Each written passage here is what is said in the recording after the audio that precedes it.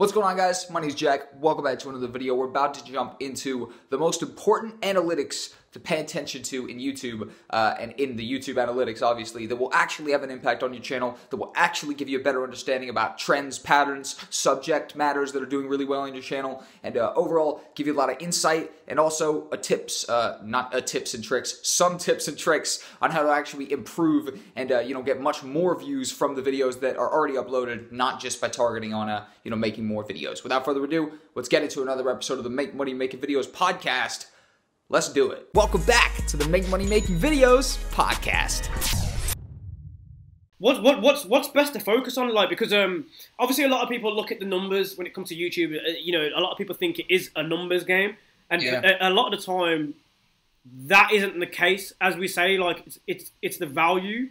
Mm-hmm. So what's best to, well, obviously it goes hand in hand. Once you're delivering value, you're going to get more views and subscribers. But what's the thing that you should focus on analytically when it comes to your YouTube channel? Is it you've had a lot of time to experiment as well, I'm guessing, as well, because you've had your career before you started freelancing, or shall I say into freelancing?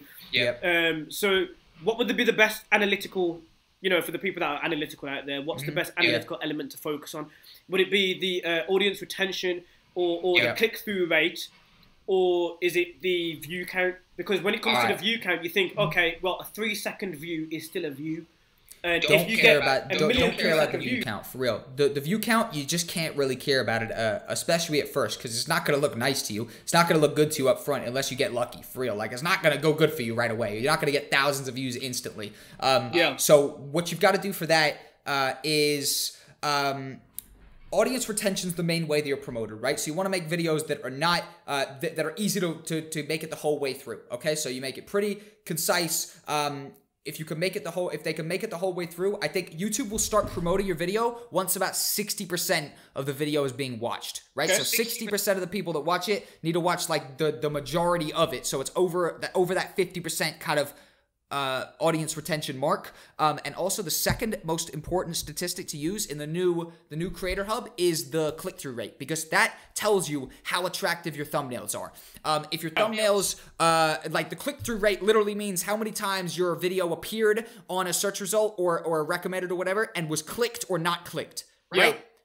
So that's a powerful statistic to have access to, because what you could do is, if your click-through rate is 5, and you got to see view more, because seeing the average click-through rate doesn't really do any info for you. It doesn't really do much for you. But click in the view more in the new hub thing, and seeing the individual click-through rate of all the different videos. And then you could see, all right, so this one video's got a 5 click-through rate, but that one's got a 9 click-through rate. So technically, and then if you look at the thumbnails for both of them, the title and the thumbnail combination will be better on the one that has a 9% click-through than the one that had a 5% click-through. So you've just got to change the thumbnails at that point. So at that point, what I'll do is I'll go through it. I was just doing it recently. So if you go to your real-time views, and then have a look at the videos that are bringing in the most views every single day to your channel. Be constantly trying to improve the thumbnail of those videos. Never change the actual data, the title, the tags, all that stuff, because that is hitting for a reason. So if it's in the search results and you change that, you might take it out the search results. So that's bad. So that's very bad. But having a look at what's bringing the most views to you, and then being in a race to optimize those main videos, because you can people who've gone through and just literally a while ago, I went through every single one of my videos, bro, and I created hundreds of new thumbnails. Hundreds. So I did nothing to those videos instead of making hundreds of better thumbnails for them. And I changed the videos changed the thumbnail of hundreds of videos. And you can create views that without even making any new content. So guaranteed, I have now optimized my channel to bring in more views by improving those thumbnails, by never even creating any new content. So there's views that you're not getting by having a bad thumbnail.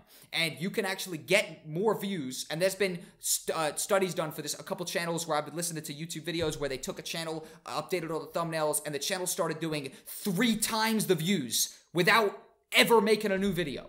So it's taking your views a month and timesing it by 3 by spending a day, 2 days, 3 days making whole new look for your videos and actually making those thumbnails better. So that's the most important analytic you can possibly follow, is the click-through rate combined with your real-time views. You know how you can go to real-time? Yeah.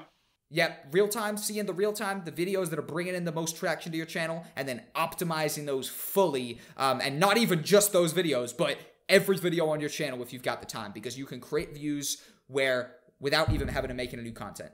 Sick. And you can amplify it. That's 100% the best analytical shit that you can do. You know how I know that? It's worth the time. Yeah? You know how I know that you know what you're talking about when you're talking about that, like, without even applying it first? Is because you know the video that I recently uploaded and you said you like the thumbnail?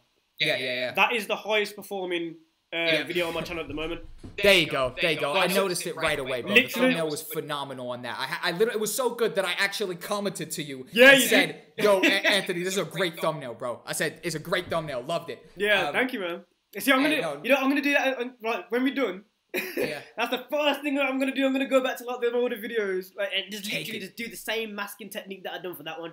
Precisely. That shit looked perfect, bro. That shit looked perfect. It was flashy, and once you kind of sense a style that works, it's pretty easy. Like I said, you've pinpointed a style that works right there. For me, I pinpointed a style a while ago that works, where I kind of take a picture, like a first-person picture of me on my laptop, like with my hands in it and stuff, and it it just looks like I'm using the laptop and everything, and then I edit on like a video editor for the screen or whatever. And that's just a format of thumbnail that I noticed works for me. So it's about finding a format of thumbnail that works, but Jesus, bro, you could have the best video in the world, but you got a poor thumbnail, and people don't care. They don't click, and it's fair enough. It's fair enough. It doesn't look like an attractive video. It doesn't look like something that's gonna do good for you, you know?